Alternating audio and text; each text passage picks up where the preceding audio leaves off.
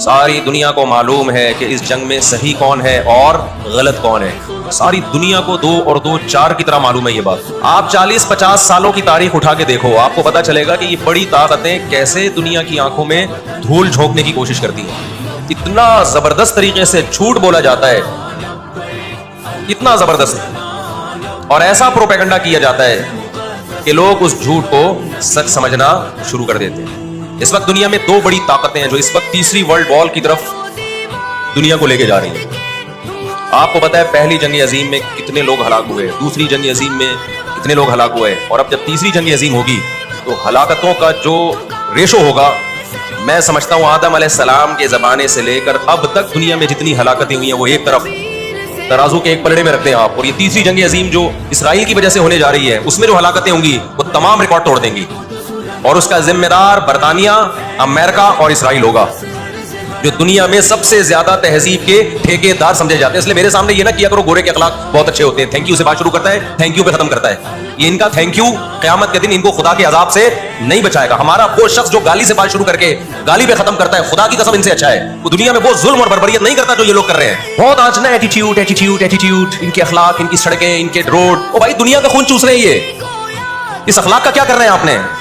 دنیا میں 2 بڑی جنگیں ہو چکی ہیں, ان دونوں بڑی جنگوں میں کہیں بھی کسی مسلمان کا نام بولو نہیں آئے گا, کہیں بھی نہیں آئے گا کہ یہ کسی فلاں مسلم کی وجہ سے ہوئی ہے یہ جنگ. اور اب تیسری جنگ عظیم کی طرح وہ یہ جنگ ہوگی, یہ ذہن میں رکھیں.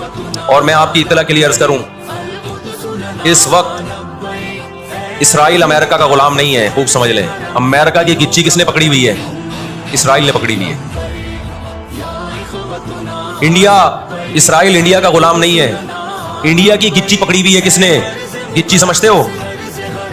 گچی یہاں سے پکڑ کے نا بندہ ہل نہ سکے. چھوٹا سا ملک ہے, سازشوں کی وجہ سے, طاقت کی وجہ سے نہیں, مکاریوں اور سازشوں کی وجہ سے دنیا کو کنٹرول میں کیا ہوا ہے. سازشیں کسے کہتے ہیں؟ ایک بہت طاقتور آدمی جو آپ کے کنٹرول میں نہ ہو, آپ اس کے کسی راز سے مطلع ہو جائیں, اسے کسی برائی میں ڈالیں اور خفیہ ویڈیو بنا لیں آپ, اور بولیں جو میں کہہ رہا ہوں کرتا رہے ورنہ یہ ویڈیو لیک کر دوں گا. وہ انتہائی پاورفل آدمی بھی کنٹرول میں کس کے آ جائے گا؟ ایک انتہائی کمزور آدمی کے کنٹرول میں. دیکھو ہم نہ یہودی کے خلاف ہیں, نہ عیسائیوں کے خلاف ہیں, نہ ہندوؤں کے خلاف ہیں, نہ سکھوں کے خلاف ہیں.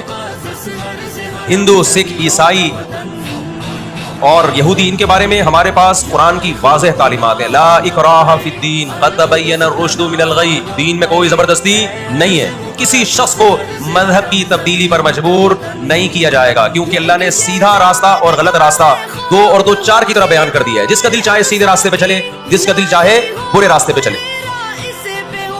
قرآن نے یہ بھی واضح کر دیا کہ آپ کسی پر زبردستی نہیں کر سکتے, تلوار کی زور سے کسی کو اسلام میں داخل نہیں کر سکتے. اے اللہ ہم نے ان غیر مسلموں سے سلوک کیسا کرنا ہے یہ بھی قرآن نے بیان کر دیا. لا ينهاكم الله عن الذين لم يقاتلوكم في الدين ولم يخرجوكم من دياركم ان تبروهم, 28واں پارہ. جو بھی غیر مسلم ہے, چاہے وہ یہودی ہو, چاہے وہ عیسائی ہو, چاہے وہ ہندو ہو, سکھ ہو, بدھسٹ ہو, اللہ فرماتے ہیں اللہ تمہیں ان سے اچھے سلوک سے منع نہیں کر رہا, بلکہ اچھے سلوک کا اللہ تمہیں حکم دے رہا ہے. ہمارے نبی صلی اللہ علیہ وسلم جب کوئی یہودی بیمار ہوتا اس کی بھی عیادت کے لیے اسی طرح جایا کرتے تھے جیسے کسی مسلمان کی عیادت کے لیے جاتے. ہمارے نبی کی زوجہ ایک یہودی خاندان سے تھیں, وہ اپنے یہودی خاندان کو ہدیے دیا کرتی تھیں. ہمارے نبی صلی اللہ علیہ وسلم نے اس عمل سے انہیں منع نہیں کیا. ہماری دشمنی یہودیوں سے نہیں ہے, عیسائیوں سے نہیں ہے, ہماری دشمنی ان یہودیوں سے ہے جو اسرائیل کو سپورٹ کر رہے ہیں. نبی صلی اللہ علیہ وسلم نے فرمایا تمہاری یہود سے لڑائی ہوگی, جہاد ہوگا, یہاں تک کہ کوئی یہودی اگر پتھر کے پیچھے چھپے گا تو پتھر کہے گا کہ اے مسلمان یہ یہودی ہے, اس کو قتل کر دے, یہ میرے پیچھے چھپا ہوا ہے. ہر درخت بھی گواہی دے گا, ہر پتھر بھی گواہی دے گا, الا الغرقد, سوائے غرقد درخت کے. یہودیوں کو کوئی مقدس درخت ہے جو اسرائیل میں بہت زیادہ لگاتے بھی ہیں یہ لوگ. نبی صلی اللہ علیہ وسلم نے جب یہ بات ارشاد فرمائی تو اس وقت مسلمانوں کی یہودیوں سے ایسی کسی لڑائی کا تصور بھی نہیں تھا. ایک پیش گوئی تھی جو کسی کے خواب و خیال میں بھی نہیں تھا کہ صدیوں بعد جا کے ایسا ہو سکتا ہے. اس سے بھی پتہ چلتا ہے کہ ہمارے نبی صلی اللہ علیہ وسلم کی جو پیش گوئیاں ہیں اگر وہ پوری نہیں ہوئی تو آپ ٹائم کا انتظار کریں, ایک وقت پوری ہو جائیں گی. 1300 سال تک مسلمانوں کو اس حدیث کا مطلب سمجھ میں نہیں آیا. عملی دنیا میں ایمان تو تھا سب کا کہ اللہ کے نبی نے جو فرمایا برحق ہے, کیونکہ یہودیوں سے میں نے بتایا نا لڑائی ہوئی نہیں ہے. جب مدینہ سے اور جزیرہ عرب سے ان کو نکالا گیا، یہ دنیا کے مختلف ملکوں میں جا کے آباد ہو گئے ہیں۔ اس کے بعد یہ ہمیشہ یا تو عیسائیوں کے زیر سایہ رہے ہیں یا مسلمانوں کے زیر سایہ رہے۔ ان کی لڑائی اگر ہوئی عیسائیوں سے ہوئی ہے، مسلمانوں سے ان کا کبھی ٹاکرا نہیں ہوا۔ لیکن پیغمبر صلی اللہ علیہ وسلم نے کیا فرمایا صحابہ سے؟ تقاتلون، تم لڑو گے، تم سے مراد یہ امت لڑے گی، ایک وقت آنے والا ہے اور ایسی لڑائی ہوگی کہ حتی یختبی احدکم وراء الحجر، کہ پتھر اور درخت بھی یہودی کا ساتھ دینا چھوڑ دیں گے۔ آج دنیا جن حالات کی طرف جا رہی ہے نا، یہ ایسا لگتا ہے کہ اس حدیث کے پورا ہونے کا ٹائم آ گیا ہے۔